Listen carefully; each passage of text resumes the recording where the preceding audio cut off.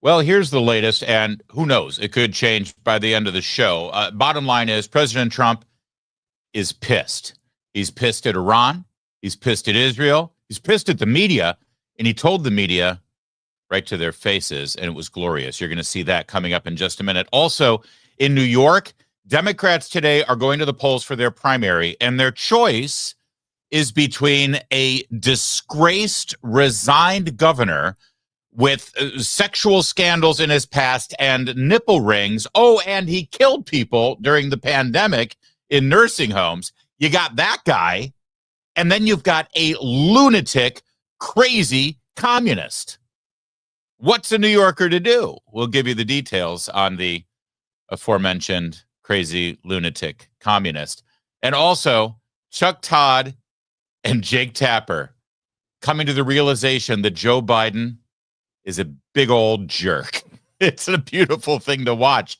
It's like they're just figuring out how to be reporters. We're going to give you all that and a whole lot more coming up right now. We're brought to you by Birch Gold. My name's Larry O'Connor, and you can call me Larry.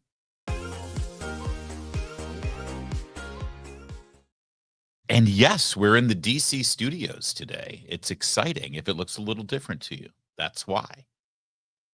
It's a swamp, 102 degrees. We are days away from what's been dubbed the Rio Reset, what may be the greatest threat to the U.S. dollar's global dominance in over 80 years. July 6th is the day when the BRICS nations, that's Russia, China, India, Iran, a whole lot more, they're expected to unveil their plans to circumvent the U.S. dollar, possibly cratering the dollar's value. See, they've already been laying the groundwork. Those countries' central banks have been methodically divesting from the U.S. dollar and U.S. bonds in favor of gold. So how can you, little old you, protect your IRA or your 401k from the potential fallout from this meeting? Diversify with gold from Birch Gold Group. Historically, gold can be a safe haven in times of high uncertainty, which is right now. Get a free info kit on tax-sheltered gold IRAs by texting the word Larry to 989898. July 6th marks a major meeting among nations that control 1/3 of the world's GDP, and they don't have your retirement in mind. Arm yourself with information to diversify your retirement savings. Text Larry to 989898. Claim your free info kit from Birch Gold. Do it today. Well, what happens if World War III never actually occurs when everyone was expecting it to happen? That's how we all went to bed last night when President Trump put out a notice on Truth Social that a ceasefire had been declared between Iran and Israel, thus ending the 12-day war. So we thought.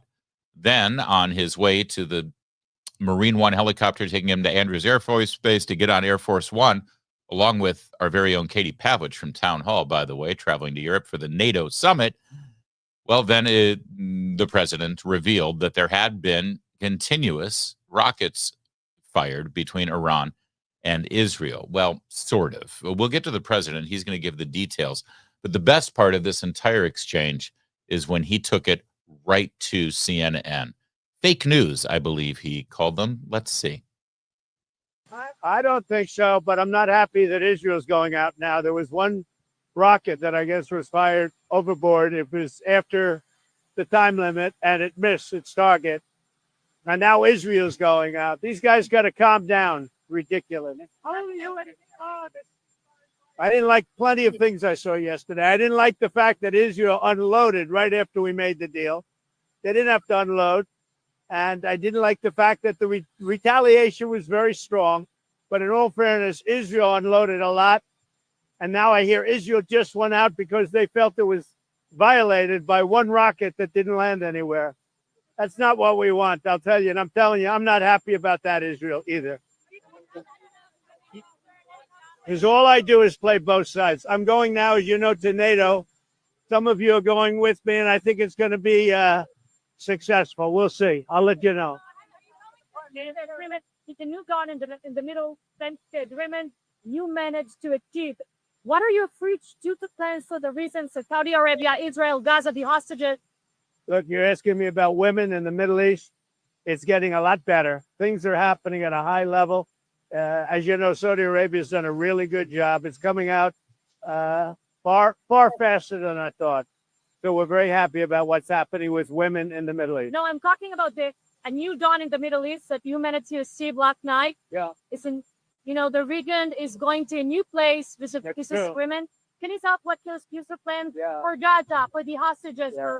It's a new dawn. I appreciate the question. You're very nice. Who are you? Thank you. I'm Naria Paul from Israeli. Very good.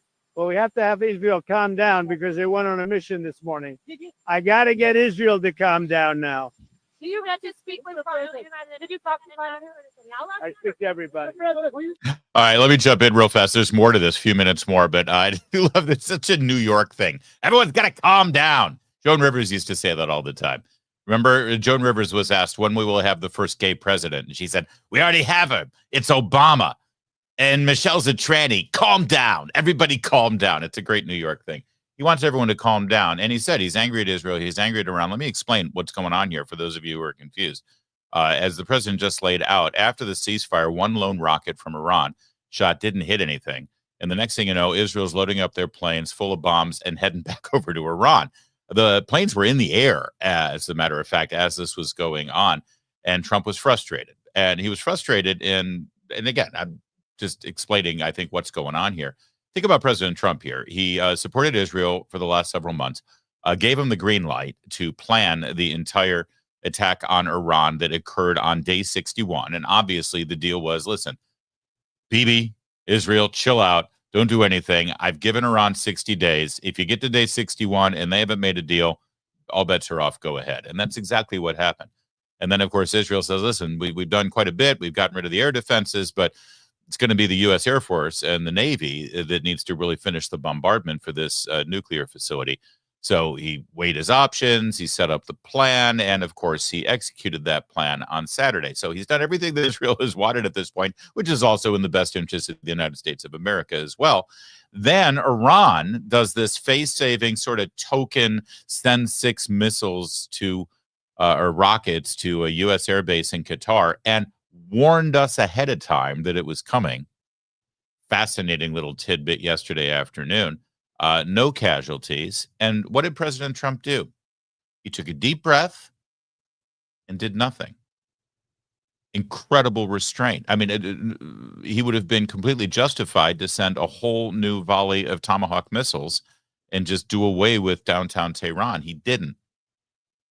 He let Iran do their little thing, took a deep breath, didn't retaliate, got everybody on the phone and said it's time for a ceasefire now. So that's what the United States did.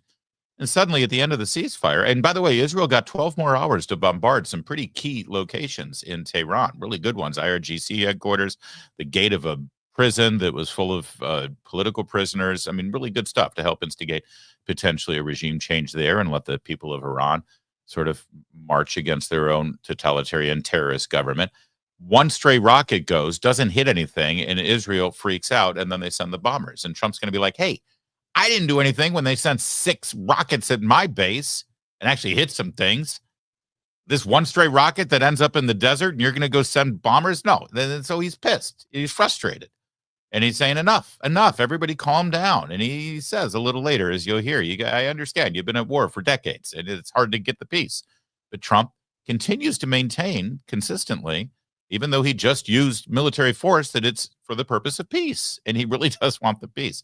All right. So that's the initial exchange here. Now what should happen as this develops? You urge both sides not to violate the ceasefire, but report coming from the region suggest that the sides accuse each other for violating the ceasefire. So, I think they both violated it. yeah. I don't think I'm not sure they did it intentionally. They couldn't rein people back. I don't like the fact that Israel went out this morning at all, and I'm going to see if I can stop it. So as soon as I get away from you, I'm going to see if I can stop it, okay? Yahoo. Have you spoken to him this morning? I think it's been completely demolished. I think the reason we're here is because those pilots, those B-2 pilots, did an unbelievable job. And, you know, the fake news, like CNN in particular, they're trying to say, well, I agree that it was destroyed, but maybe not that destroyed. You know what they're doing? They're really hurting great pilots that put their lives in the line. CNN is scum, and so is MSNBC. They're all And frankly, the networks aren't much better. It's all fake news, but they should not have done that. Those pilots hit their targets. Those targets were obliterated, and the pilots should be given credit. They're not after the pilots, they're after me. They want to try and demean. No, Iran will never rebuild its nuclear. From there, absolutely not. That place is under rock. That place is demolished. The B-2 pilots did their job. They did it better than anybody could even imagine. They hit late in the evening. It was dark with no moon, and they hit that target with every one of those things, and that place is gone. Just in case you missed it, I do like to emphasize certain things as these clips play, and I want to just make sure it didn't get lost in the mix. I believe it was, let me just make sure. Yeah, I think I got it right. CNN are scum. He said to the CNN reporter. CNN are scum, I believe he said. Did I get the transcript right? Kevin, I just want to make sure I'm quoting the president correctly. I don't want to be inaccurate. Is that what he said? I'm pretty sure. Yep, you nailed it. That's it. Yeah, CNN are scum is what he said. But let's be clear on why he's saying it, because I think that his heart is so big, this man, especially after working with the military, meeting with the military, and knowing what these pilots, these Air Force heroes, did, flying from Missouri, 36 hours round trip to drop these incredible bombs on the nuclear facilities in Iran. The most incredible, successful, extraordinary bombing campaigns ever. I mean, not since, Doolittle flew over Tokyo during World War II did we see a mission like this. Let's be clear. He's reacting to CNN professionals and analysts and teleprompter readers saying, well, we can't be sure that they've really reduced their nuclear capacity. I mean, who knows? All we see is a crater. We don't know what kind of destruction. So they're questioning, and this is how Trump is taking it. They're questioning the competence and skill level of these pilots and the mission itself. They're trying to undermine any success that President Trump had. Why? Because they're rooting against President Trump. It doesn't matter what Trump does.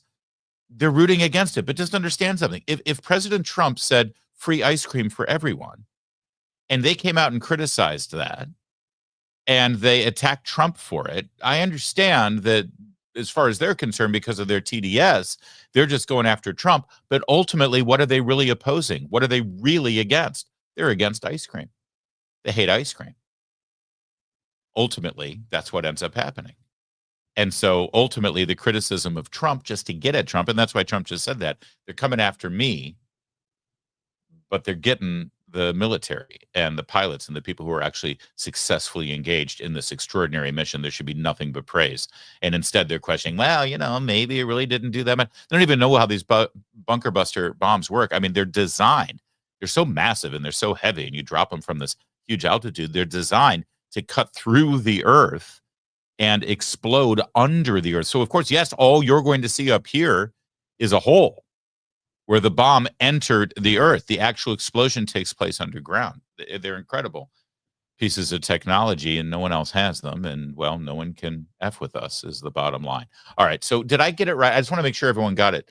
CNN are scum. Yes, we got that? Good, let's move on. But when I see CNN all night long, they're trying to say, well, maybe it wasn't really as demolished as we thought. It was demolished. You take a look at the pinpricks, and you see that place is gone. And I will say, I think CNN ought to apologize to the pilots of the B-2s. I think that MSNBC ought to apologize. I think these guys really, these networks and these cable networks are real losers. You really are. You're real losers. You're gutless losers. I say that to CNN because I watch it. I have no choice. I got to watch that garbage. It's all garbage. It's all fake news. But I think CNN is a gutless group of people. And the people that run it, nobody even knows it's been sold so many times. But the people that run it ought to be ashamed. MSNBC, a guy named Brian Roberts, he heads it. He's a disgrace. He's a weak, pathetic disgrace. Well, Iran violated the peace agreement and the ceasefire agreement. Do you believe that Iran still made the sheet? Yeah, I do. They violated it, but Israel violated it too. Are you questioning? Israel, as soon as we made the deal, they came out and they dropped a load of bombs, the likes of which I've never seen before. The biggest load that we've seen. I'm not happy with Israel. When I say, okay, now you have 12 hours You don't go out in the first hour and just drop everything you have on them. So I'm not happy with them. I'm not happy with Iran either. But I'm really unhappy if Israel's going out this morning because the one rocket that didn't land, that was shot, perhaps by mistake, that didn't land. I'm not happy about that. You know what? We basically have two countries that have been fighting so long and so hard that they don't know what the fuck they're doing. Do you understand that? What an extraordinary 5 minutes of an impromptu press gaggle there on the South Lawn as the President of the United States confidently strides to Marine One to get to Andrews, just a few miles away from the White House, and then fly to Europe for the NATO summit. This is a man in full, with full confidence in what he's doing and his policies. Amazing, amazing moment. And of course, we didn't bleep that out. We're not going to bleep the President of the United States.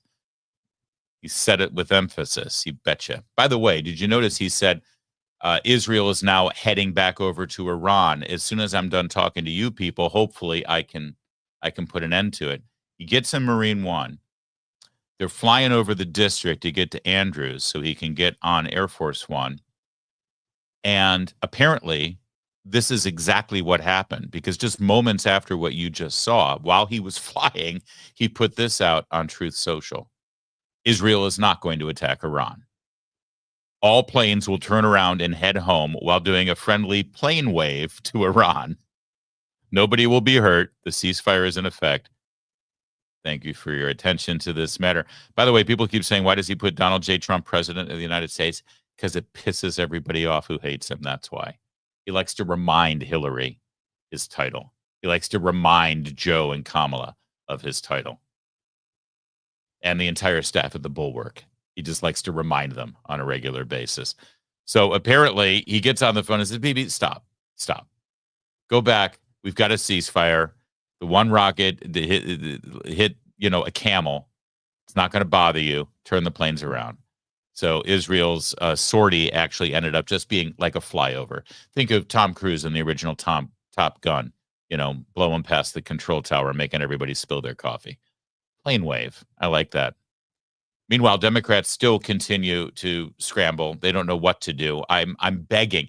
I would love for the Chairman Jim Jordan, I believe, of the Judiciary Committee has a hearing today. I would love for him to just hand the gavel over to, Jasmine Crockett, Rashida Tlaib, AOC, and say, my understanding is that you would like to impeach the president for successfully ending Iran's nuclear program. Please proceed. Please make the case. And I would like, along with Speaker Mike Johnson, to bring these articles of impeachment to the floor so every single Democrat up for re-election next year is on the record as to whether they think Donald Trump should be impeached for ending Iran's nuclear capability. Jasmine Crockett was seen at an event in Washington, D.C. Oh, no, this isn't Washington, is it? Because I see a palm tree in the background. Who knows where she is these days? She can raise money. They love Jasmine Crockett. So here she is raising money at some event, and she's very upset that President Trump didn't ask Jasmine Crockett's permission to end Iran's nuclear capability. And of course, as usual, Ms. Crockett, the congresswoman from Texas, put it in a very colorful way. And to understand enough about the Constitution to the extent that I'm the one that's supposed to make the fucking decision or at least get a vote. Because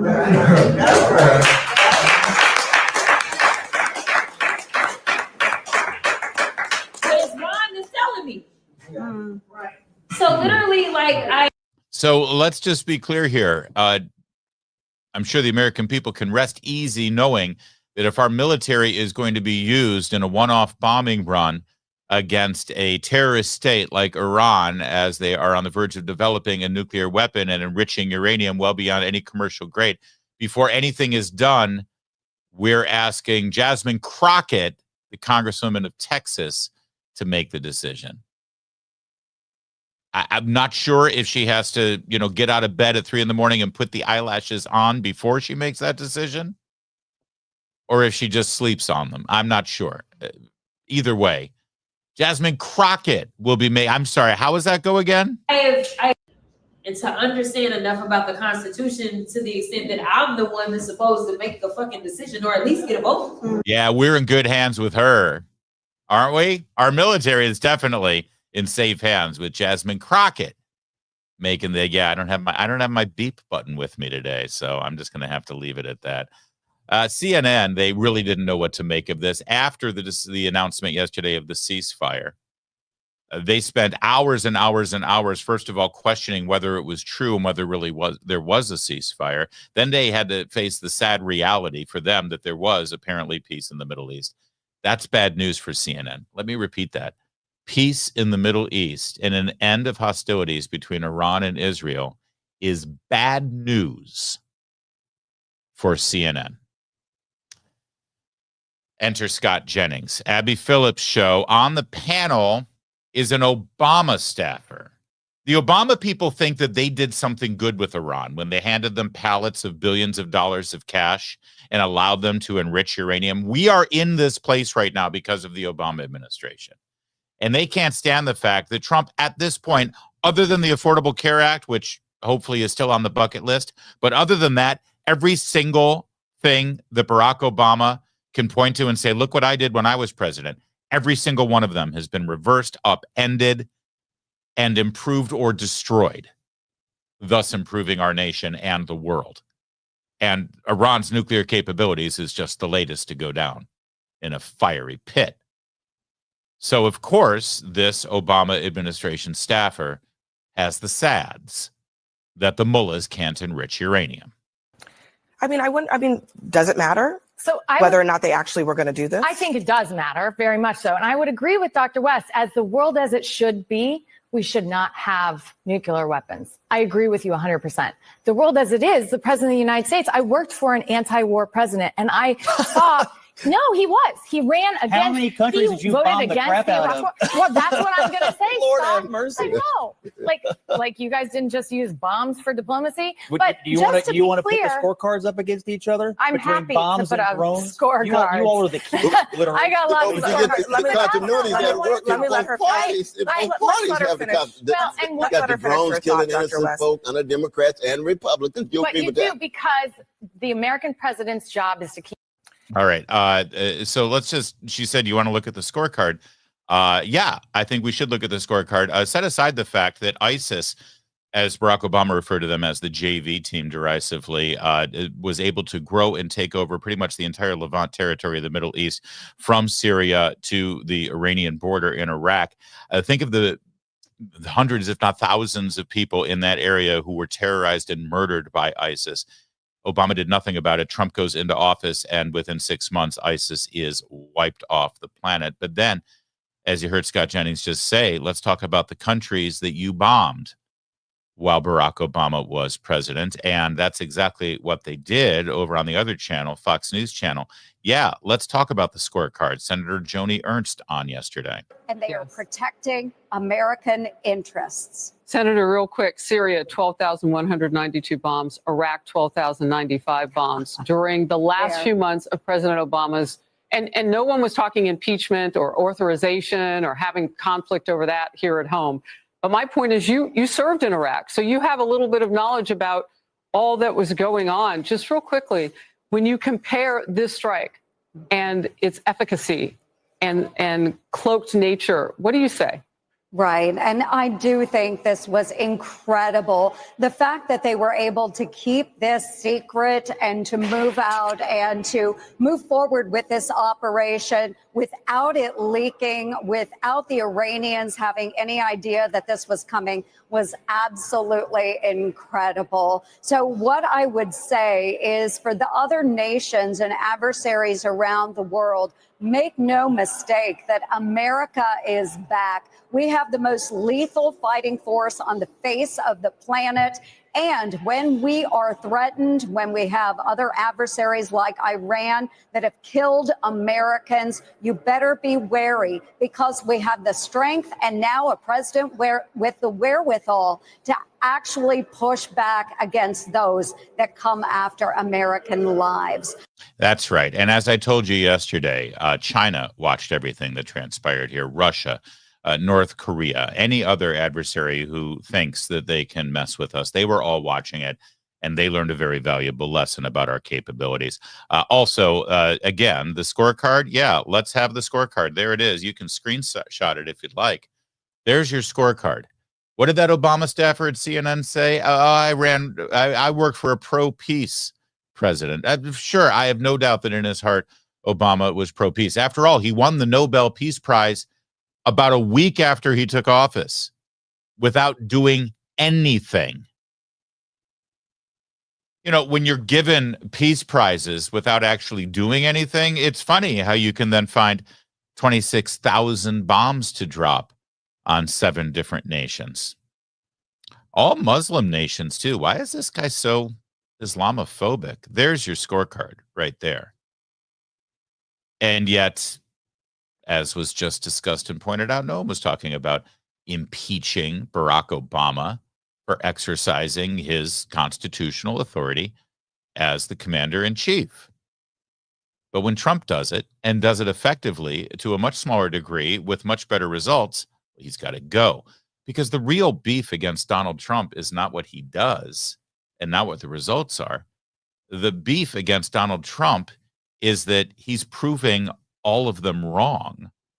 All the professionals, all the people who live and die in this town by being the experts, on being smarter than everyone else in the room, on being, you know, in charge of global affairs. He comes in, does things a little differently, and is actually effective and wins. They can't have that.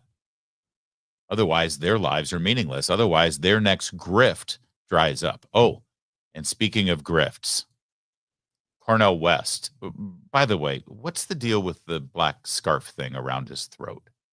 Is that like, you know, when you go to the barbershop, men know what I'm talking about. You go to an old school barbershop and they put the little white, like, cloth around your throat. And I never quite understood what that was, other than maybe to stop the chafing of the little cape they put around you. But that's what Cornel West has, this thing around his throat all the time. Is he hiding the scar from a tracheotomy or something? I don't know what the deal is, but he's a nutbag. Look at that. Look at that face.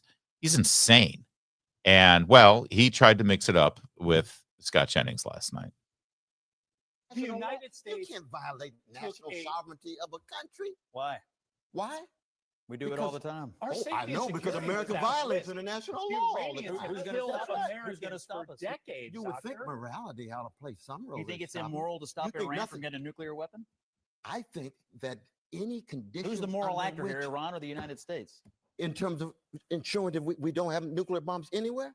No, You think- in terms of ensuing these butchers don't have nuclear bombs that they Well, have fully brother. said they will use on Israel. and Well, the we United got a States. larger discussion. We've got Hold on. United States, There's no Israel. equivocation. What they've done in Gaza gives neither one of them moral authority. That's a genocide. It's ethnic cleansing. Israel has no moral authority. United States has no moral authority. Disagree. You think that no, we just had deep disagreements on that. But I'd like to hear your Christian formulation. So on your this. Where does the alternative cross is to play a allow role? them to develop Where and does the deploy cross a play a nuclear role, weapon. my brother? Hold on a second. Where does the Well, love? Where's the love for you, for Iranians, and for Palestinians and others? We don't live in a theocracy, but they do, and their theology I don't is defend theocracy. their theology is to get a nuclear weapon, destroy Israel, and destroy the great Satan, which is the United States. Our government is based on one thing: national defense. And what's in the best interest of our national defense is for these fanatics not to have a nuclear weapon where they can wipe us off the map. It has nothing to do with Christian or whatever. It has everything to do with national defense. And you don't think there's fanatics? There you go. Christians are fanatics. The U.S. has no moral authority. We're just the same as Iran. We're just as evil as Iran. Who are we to tell them whether they can have a nuclear weapon? Because we already have nuclear weapons. And that's Cornel West. He represents the political left in this country. He's a professor with tenure in good standing at Princeton University. And, well, think twice before you pay that tuition for your young kid if they get accepted. But they'll only get accepted if they forego writing an essay and getting good grades and instead just put out good TikTok videos. That's how you get accepted to the Ivies these days. That's a pretty good summation of where we stand right now in terms of the political discussion over the events in the Middle East. And last I checked, which was just about 2 minutes ago while the clip was playing, ceasefire is still holding. President Trump's in the air. Let's see what happens. I don't know about you, but so far, So good. Also, CNN are scum. All right, let's move straight on to our next segment. Today is primary voting day in New York, and they have a hell of a choice. They can elect their former governor and former attorney general, Andrew Cuomo, who had to resign in disgrace because it was discovered that he had affairs with office workers and sexually harassed other staffers up in Albany. Plus, he was incompetent tyrant during the COVID-19 pandemic that many people believe led to the deaths of thousands in nursing homes, that he forced to take COVID positive patients to the most vulnerable. I mean, say what you will about the COVID-19 pandemic. One thing we knew very early on, and we certainly know now, is that the most vulnerable people who were most likely to die from that virus were the elderly and people with comorbidities. And Andrew Cuomo forced COVID positive patients into nursing homes. And he's the front runner for mayor of New York right now as he stages his political comeback. But the other guy who is vying for the Democrat nomination today, well, he's a full-on communist. And he announced yesterday that he wants to take over the grocery stores in New York City and make them government-owned and operated. I wish I were making this up. His name is Zohran Mamdani. He's currently polling either in first place or second place in the latest polls for today's Democrat primary. And, well, here he is confronted by a local news reporter who picked up on the fact that depending on who he's giving an interview to, he seems to have a very thick or slight or non-existent foreign accent. And, oh, by the way, that foreign accent is impossible to describe.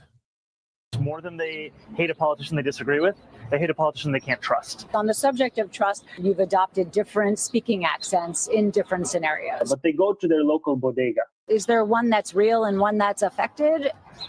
What I would say is, as any immigrant knows, having been born in Kampala, Uganda, and then raised in South Africa and moving here when I'm 7 years old, is there are different parts of my life. Worldwide tour is a worldwide tour is a worldwide tour. Mamdani was talking about a worldwide press tour back when he was a rapper.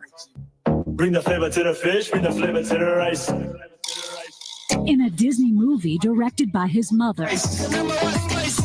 Nepotism and hard work goes a long way. Here in New York City, this is how I speak. This is how I am. Do you believe in the First Amendment, Tom Homan? Because I think... What a guy. My God, New York, what the hell are you doing up there? Seriously. He's the front runner now. He got the endorsement from Alexandria Ocasio-Cortez because he does TikTok videos and he's young. Oh, and he's a communist. Here's one of the aforementioned TikTok videos. He thinks that prices are too high in the grocery stores in New York. Dude, I mean, have you ever been to New York? Everything is more expensive in New York. But to tackle the food price problem, he's got a great idea, something that always works. Have the government take them over. Grocery prices are out of control. The cost of eggs and milk has skyrocketed. Some stores are even using dynamic pricing, jacking up the cost over the course of a day depending on what they can get away with. It doesn't need to be this way. I'm Zohran Mamdani, and as mayor, I will create a network of city-owned grocery stores. It's like a public option for produce. We will redirect city funds from corporate supermarkets to city-owned grocery stores, whose mission is lower prices, not price gouging. These stores will operate without a profit motive or having to pay property taxes or rent, and will pass on those savings to you. Wow. What a guy. Gonna pass on those savings to you. But wait, isn't all of this money government money? So what do you mean savings? And what do you mean passing it on to us if it's our money in the first place? Let's start this from the beginning and break apart all of the lies that you were just told, because that's what communists do. They lie. Well, that's not the only thing they do. Then they kill you if you don't comply. That'll be next. But let's start with this. Grocery prices are out of control. The cost of eggs and milk has skyrocketed. Well, actually, the cost of eggs and milk have gone down recently. because of supply and demand considerations. But it is amazing to me. If you notice that the entire 4 years of the Biden administration, nobody was talking about we were talking about the price of eggs and milk, but you wouldn't hear politicians talking about it. You wouldn't hear the media talking about it. They had to be dragged kicking and screaming to have a conversation about the cost of milk and eggs. Now suddenly Donald Trump is president of the United States for 150 days, and all you're hearing about is how expensive everything is, when in fact the prices have come down, certainly from where they were in the middle of the Biden administration. Okay, so the cost of eggs and milk have skyrocketed. So who's to blame for that?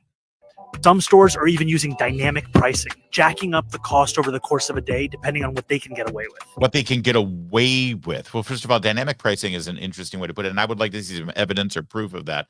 But the fact of the matter is, if you've got a short supply of a product that everyone is wanting to purchase, and suddenly, yes, you can get more for that product because there's high demand and low supply, and there's nobody else on the block that has eggs or milk, well, then, yeah, I guess that is something that you could do. That, again, is the law of supply and demand. It's not corporate greed. It's not price gouging. It's supply and demand. You want to fix it, then you get more supply. You don't control the supply, which is what he's suggesting. All right. It doesn't need to be this way. I'm Zahran Mamdani, and as mayor, I will create a network of city-owned grocery stores. City-owned grocery stores. I don't know if you've been to New York recently, but there is nothing that the government in New York does well and efficiently, and certainly not with you, the consumer, in mind. Just imagine what it would be like to go to a city-owned grocery store, because it'll be run and managed and staffed by the same people who, run the DMV and run the subways and run all of the other very efficient public services that New York City gives you. And also, by the way, they'll all be government employees with government benefits and government rules and government management. And this is my favorite part of the video, where he says it's like a public option. It's like a public option for produce. Did you see what happened there in the graphic? First, it shows you a public option for healthcare, but then he changes the hospital for produce to a grocery store. Funny thing about the public option for healthcare, that's an idea that's been floating around, gosh, really for decades, and we've always rejected it. There is no such thing as a public option for healthcare right now in America, because the American people are repelled by the idea. We don't want to be beholden to the government for making decisions about our healthcare, about our doctor, about our needs and our medical needs. We've seen what happens in other countries. You try getting an MRI in Canada right now. Have you seen the horror stories there? So we don't want a public option for our hospitals and our doctor's appointments, but no. We've got a better idea. How about a public option for the food you eat? And let's just be clear here, as he says, it's just an option. It'll just give people an opportunity, an outlet to be able to get their grocery at the city-owned grocery stores instead of those big, bad, mean, old corporate-owned supermarkets, which, by the way, last I was in New York, there really aren't any. Maybe Whole Foods. Maybe, is D'Agostino's corporate-owned? I don't think so. Sbarro's. It's not like New York is full of these giant mega grocery stores all through the city. Who's he going after? He's going after probably the small bodega owners, family-owned businesses, not big corporate-owned stores. It's just a power grab. But think about it for a minute. The second these city-owned grocery stores take over in New York, guess who's going to be the single biggest purchaser of food in New York City? The government of New York. And they'll be able to control prices. They'll be able to control supply and demand. They'll be able to squeeze the suppliers. They'll have close to a monopoly in one fell swoop, just like that, over all those small family-owned businesses. You don't like Walmart when they come into town and do that sort of thing? Just wait till the city of New York, which last I checked had a pretty big budget.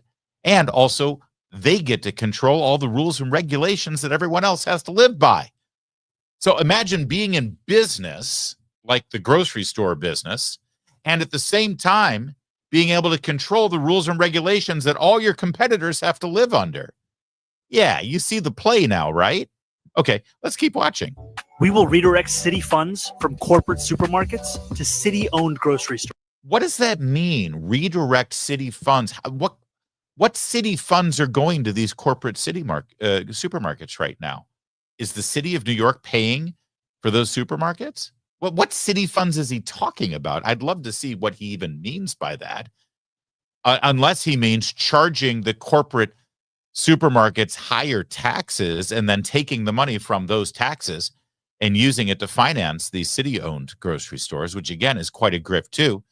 That's what the city of New York is doing, right? By charging taxes to the privately owned supermarkets, they're basically taking their profit margin, taking the money out of their bank account, and then using it to fund a competitor against that. It's like NPR and the radio business, where those of us who work in commercial radio then have to pay taxes to pay for the government-owned radio station. This guy is a totalitarian lunatic, a Democrat.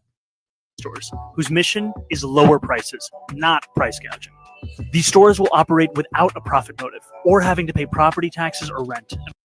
That's brilliant too. They're not going to have to pay property taxes or rent. Well, wait a second. Who owns the building where the grocery stores are in? They're just going to give them the space for free? Or is the city of New York going to purchase the buildings? Because real estate is super cheap in New York to buy a grocery store space. What do you mean they're not going to have to pay rent? Are the grocery stores only going to be in currently owned and operated buildings that the city government owns? And why wouldn't they have to pay any taxes? Boy, this is quite a setup that he's got going here, isn't it? And they're going to pass on those savings to you. That's my favorite part. It's like he's doing a commercial. This is scary. But actually, what's super scary about it is he's currently in the lead right now in the polls. That's not the only scary thing about him. He also has been caught on camera saying some pretty extraordinary things like this. Alhamdulillah, there are 1 million Muslims in this city. 200,000 of us are registered to vote as Democrats. In the last election, only 7% of us voted. Now, I will not blame anyone because often it feels like there isn't much to vote for. But this June 24th, with early voting starting tomorrow, it is an opportunity for us to show that Muslims don't just belong in New York City, we also belong in City Hall. Because yesterday I stood on the debate and Andrew Cuomo stood next to me. And here was a man who was the governor for a decade, and he could not name a single mosque he had ever visited.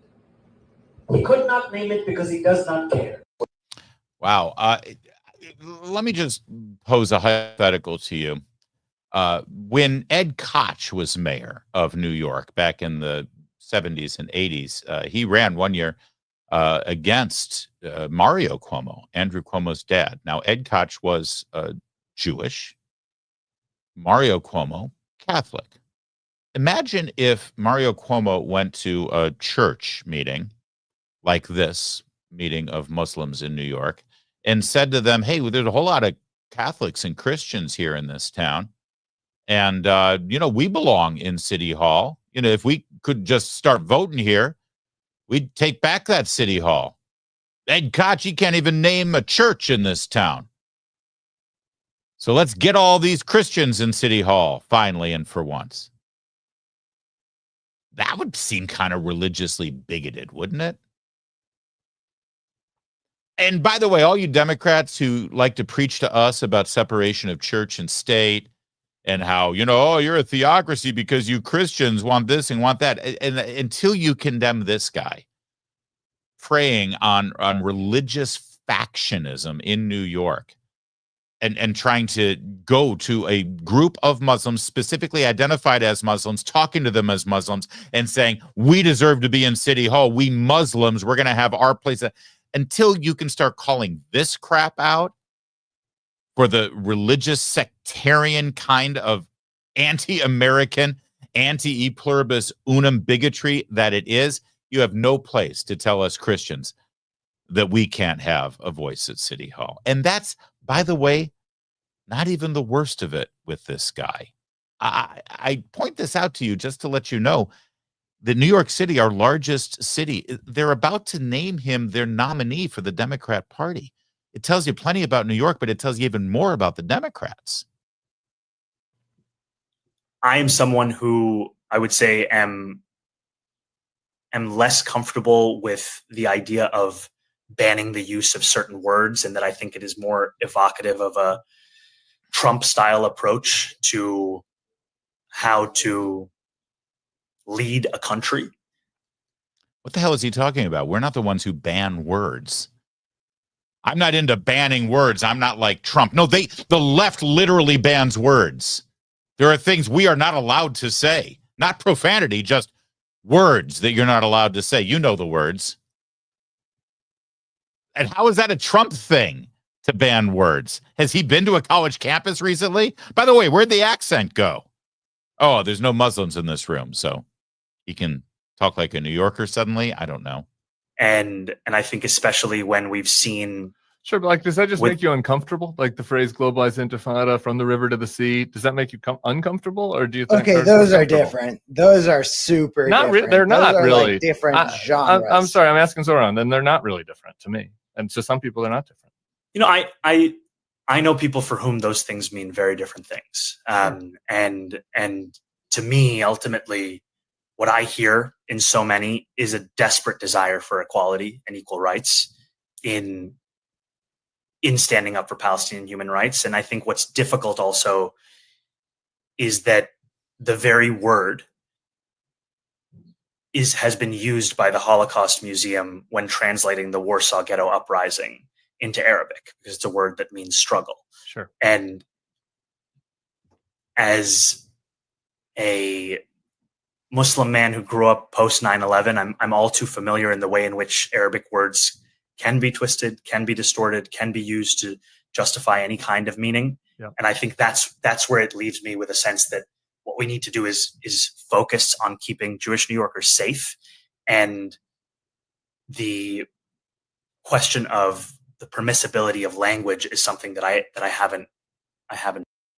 Yeah, he doesn't really look at the permissibility. So globalize the intifada is totally cool with him. From the river to sea is totally cool. Did you notice how many times he had to pause and calibrate his words and thoughts? That's not how normal people speak when they're speaking from the heart or just off the top of their heads about what they believe and what they truly feel. Right? But see, he's saying exactly as much as he thinks he can say in this setting to make sure that he leaves himself wiggle room for whatever the hell he's going to do when he's mayor of New York.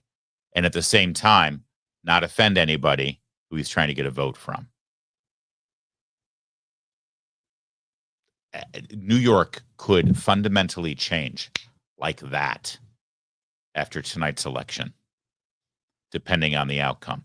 And I'll give you the latest polling, by the way. The latest polling shows that he is in first place. They're using this thing called ranked choice voting. That means that you don't just go in and vote for one candidate and then walk away. Who do you want to be mayor? This person. Okay, you're done. No. Because they go, here's my first choice, here's my second choice, here's my third choice, here's my fourth choice. And then what happens is they count all the ballots. And by the way, ranked choice voting, it's actually an interesting concept when it comes to primaries if done right. For instance, Virginia, last time around, the Republican Party used ranked choice voting to determine their nominee. The winner ended up being Glenn Youngkin, who ended up becoming the governor. In New York, one of the drawbacks of it is, first of all, because of the enormous number of votes that are going to come in, they can't even start voting until every ballot is delivered. Every mail-in ballot, every drop-off ballot, every overseas ballot, every military ballot. You can't start counting until all the ballots are in. They may not know the winner for like over a week, right? Because here's what happens. You count all the ballots, and if the top candidate doesn't have 50% plus one, what they do is they eliminate the last place person, the person who ranked the lowest out of the candidates. Then they count again. Because if the person who was last place was somebody's first choice, well, now they go to that person's second choice. Does that make sense? And you keep doing this, and then you eliminate another candidate, and you eliminate another candidate, until you get enough people who have ranked a person to get 50% plus one. That's how they're doing this. So it makes it a very difficult election to poll for. But the latest poll that went through all those machinations, Emerson did this poll. It's in the New York Post today.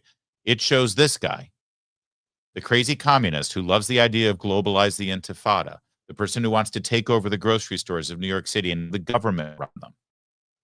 The changes his text depending on the audience talking to. The guy's endorsement.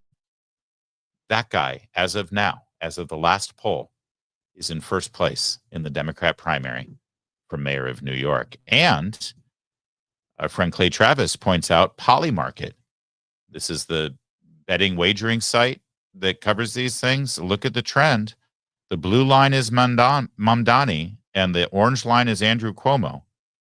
And over the course of the last several weeks, Cuomo has cratered.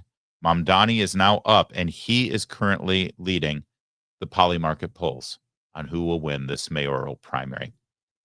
But before you freak out too much, I'll give you a final snapshot on how this thing's going to play out. Because New York is weird. I used to live there, and the ballot actually has tons of parties. Everyone says we're a two-party system. Not in New York. In New York, there's tons of parties. Eric Adams, the current mayor of New York, remember him? He's not a Democrat anymore because he got sane and rational about the border and immigration, so Democrats hate him. Well, he's still running, and he'll be on the ballot as an independent choice to be reelected. He'll get a lot of votes. Andrew Cuomo, even if he doesn't get the Democrat primary nomination, he's already on the ballot. I believe that he is the nominee of the Liberal Party. So Andrew Cuomo will be on the ballot. Yeah, the guy who let thousands of people die in nursing homes and was a totalitarian tyrant. He's got the nipple rings. He's crazy, Andrew Cuomo is, but he's going to be on the ballot. And then this guy, this Mamdani guy, he'll be on the ballot if he wins the Democrat primary tonight. He'll be on the final ballot in November.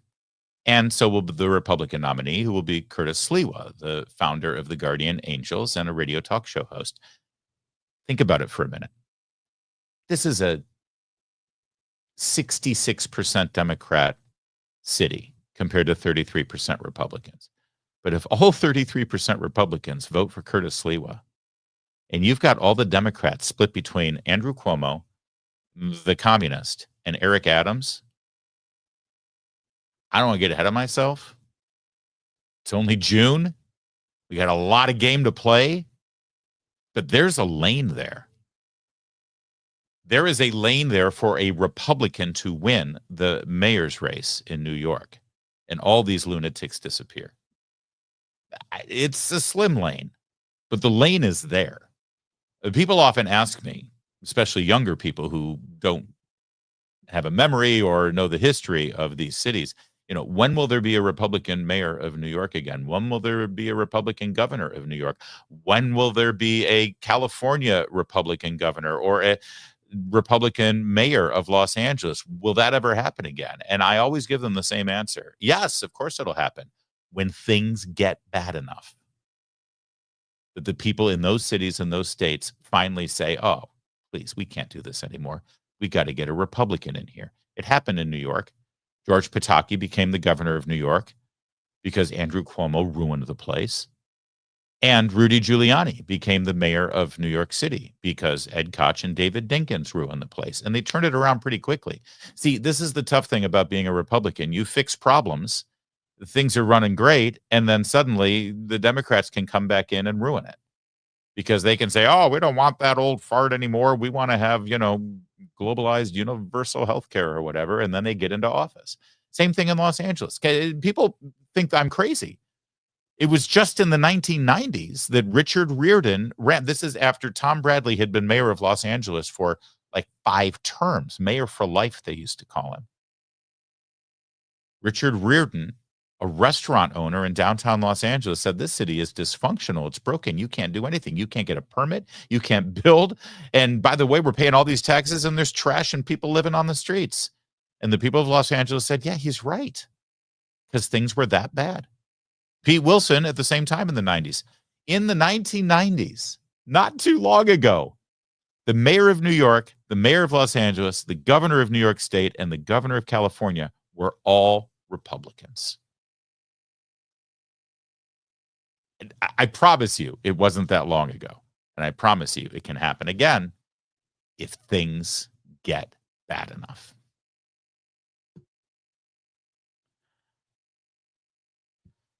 Jake Tapper continues his book tour. I know. Doesn't he have a day job? Anyway, Jake Tapper's trying to sell his book, and he sat down with Chuck Todd. Remember him? He used to host Meet the Press. He had a daily show on MSNBC, too.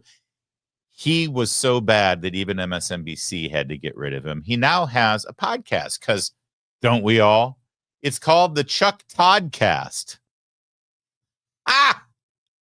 That's actually more creative than Larry. Anyway, Chuck Todd had Jake Tapper. Boy, you talk about what is this, like the 5th, 6th, 7th round of interviews to sell your book? You talk about the G list, the H list. Okay, Chuck, I'll do your freaking podcast. Because, Jake Tapper and Chuck Todd have something in common. Before, they were journalists and in the media and read teleprompters on television because they're impartial, unbiased journalists. Before that, they both worked on Capitol Hill for Democrats. So that's good. You talk about the good old days when they didn't pretend to not be Democrats. So, of course, the conversation turns to Joe Biden, who had mashed potatoes for brains, as you know. And Jake Tapper, of course, selling his book about how people at the White House covered it all up, even though Jake Tapper can't use his journalistic skills to tell us any of the names of the people who covered it up. And then the conversation turned to Joe Biden, the man. For people who watch this show, you know that on a regular basis for the last couple of years, I have told you that Joe Biden is a bad person. By their fruits, you will know them. Well, take a look at the people in Joe Biden's life. Look at his dysfunctional family. Look at his son. Look at everything around him. And look at how he treated Robert Bork. Look at how he treated Clarence Thomas. Look at how he treated Mitt Romney and Paul Ryan, for that matter. Look at how he treats everyone around him. He's a bad person. He's a nasty jerk. But here in Washington, D.C., you say something like that, you don't get invited to any of the parties because everybody knows that Joe Biden's a great guy and a great family man and a wonderful, loving father. But now suddenly all the pieces are starting to fall into place for Chuck Todd and Jake Tapper. Take a look. So for me, the original sin was running in the first place. Oh, well, yes, I've heard you talk about this because his family was in crisis. Right, because his daughter and his son were addicted to drugs. I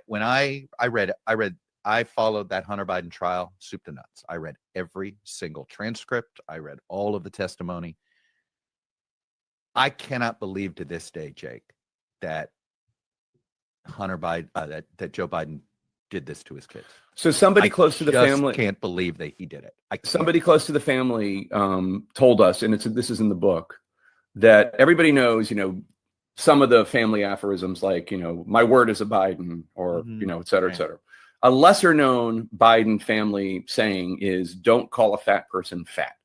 And by that, they mean it's not about politeness. It's about hiding truths, not acknowledging truths. And this person close to the family suggested that there are lots of truths that the family did not want to face up to. One, Bo is dying. Mm-hmm. 2, Hunter is addicted to drugs. 3, Joe Biden cares about his family more than he cares about anything else. Mm-hmm. And those 3 are not true. This person close to the family said, and that's when you talk about his running in 2020. Yeah. I think that comes to bear because obviously he was putting his ambition, and if you want to be charitable, his hopes to save the country from Trumpism or whatever.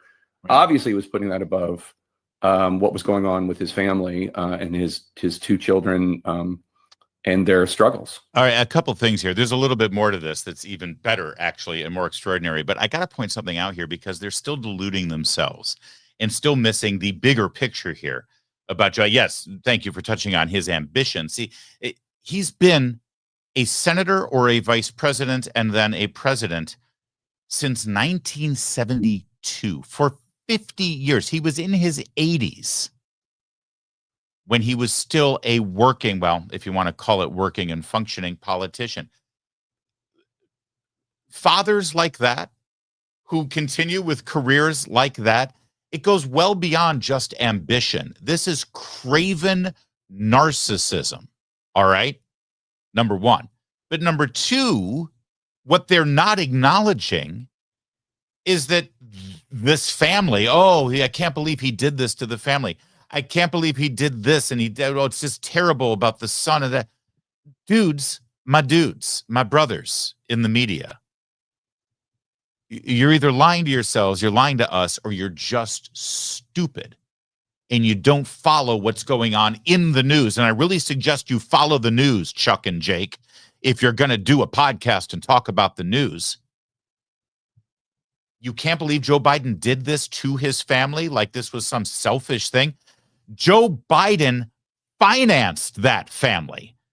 No Biden did anything, paid for anything, afforded anything, acquired anything, achieved anything, were it not for Joe, for the big guy.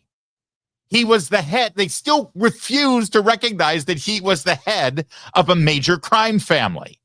And all of the income funneled through him and his titles and his connections and his career.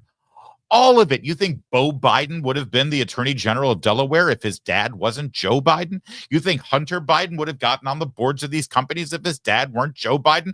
Look at the money. You think his brother would have had any success at all? If anything, the family is just as responsible here. This isn't something that Joe and Jill did and inflicted harm by being negligent to Hunter and all the other Bidens. Are you kidding? Hunter desperately wanted Joe to do what he did. Otherwise, who else is going to pay for his addiction? Who else is going to pay for his Porsche and his house in Malibu? Who else is going to pay for his high-flying lifestyle and the prostitutes allegedly on his laptop? They still can't recognize this. Joe had to be there because otherwise the entire Biden family would be in poverty. They'd have nothing.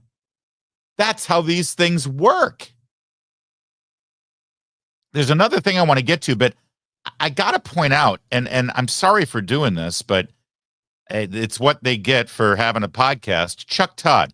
Chuck Todd's the dude with the squirrely ginger beard right there with the taupe colored golf shirt. I've turned the audio off so we can watch this together, but just watch him during Jake's answer here. Do you see this?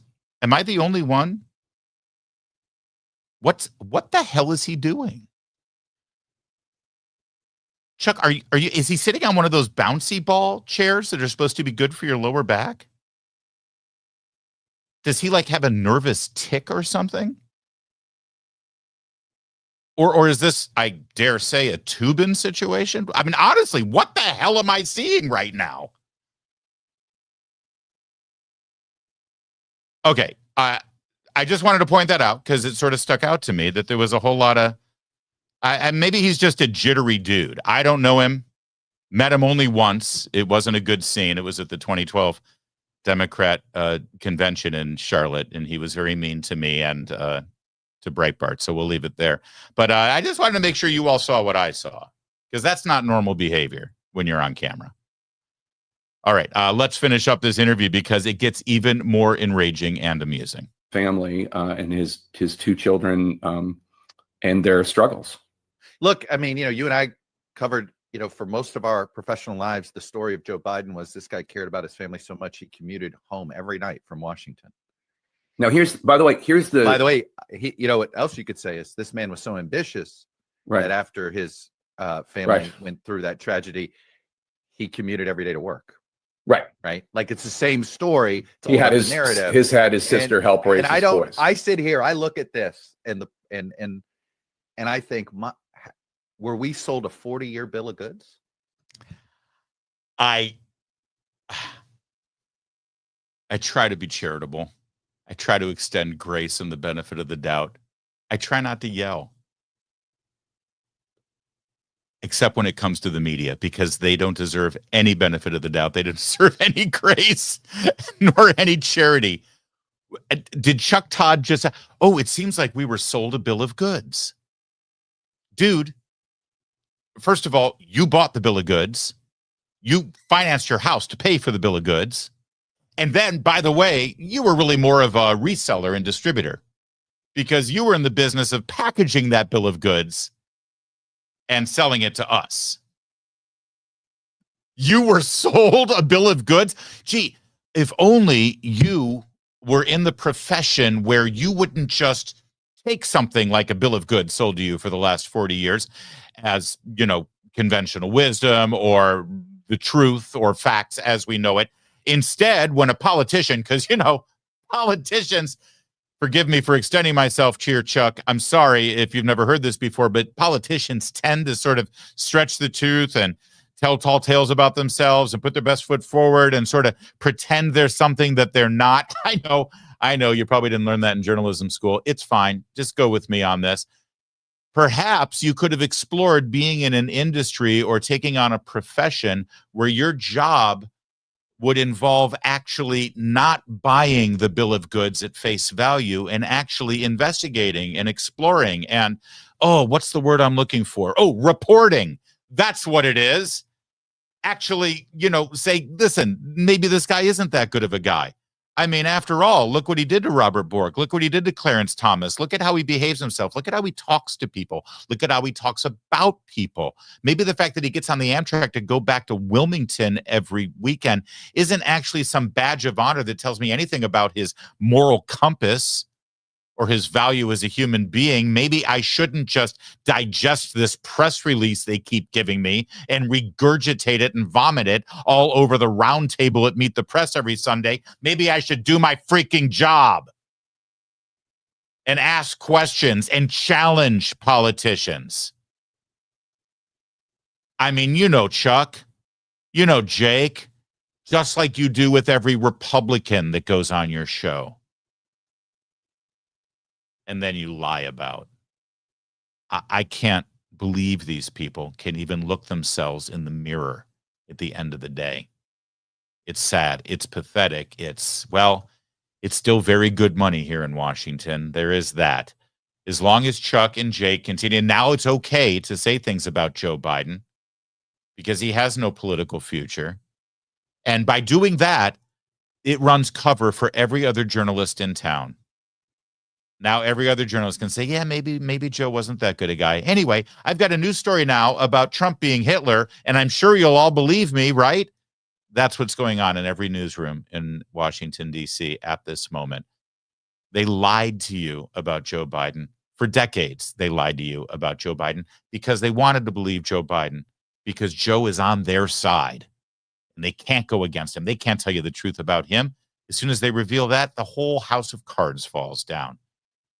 And now they're going to continue lying because they learned nothing other than somehow to make money off of their past lies. Good for you, Jake. I mean, it's a hell of a scam, I guess. All right, guys. Thank you for our show today. Appreciate it. Kevin, was I out of line with the bouncing Chuck Todd thing there? Did you see what I saw? I didn't until you pointed it out, and now I will never unsee it. Is that not the weirdest thing?